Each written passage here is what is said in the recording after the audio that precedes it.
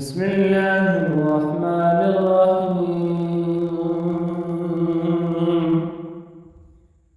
يا أيها الناس كلوا مما في الأرض حلالا طيبا ولا تتبعوا خطوات الشيطان إنه لكم عدو مبين. إنما يأمركم بالسوء والفحشاء وأن تقولوا على الله ما لا تعلمون. وإذا قيل لهم اتبعوا ما أنزل الله قالوا بل نتبع ما ألفينا عليه آباءنا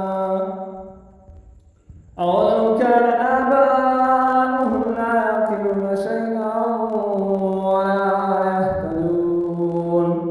ومثل الذين كفروا كمثل الذي ينعق بما لا يسمع إلا دعاء ونداء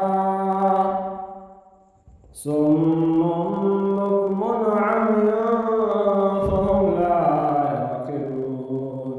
يا أيها الذين آمنوا كلوا من طيبات ما رزقناكم واشكروا لله إن كنتم إياه تعبدون.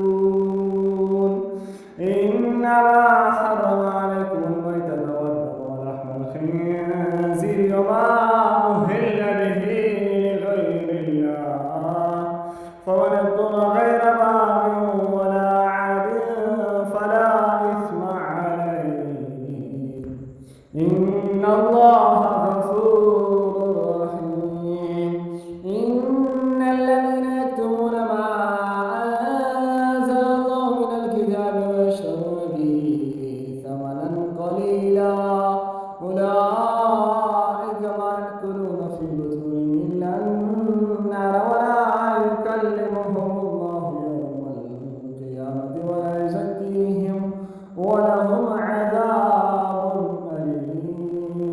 أولئك الذين اشتروا الضلالة بالهدى والعذاب بالمغفرة فما أصبرهم على النار ذلك بأن الله نزل الكتاب بالحق وإن الذين اختلفوا في الكتاب لفي شقاق بعيد. صدق الله العظيم.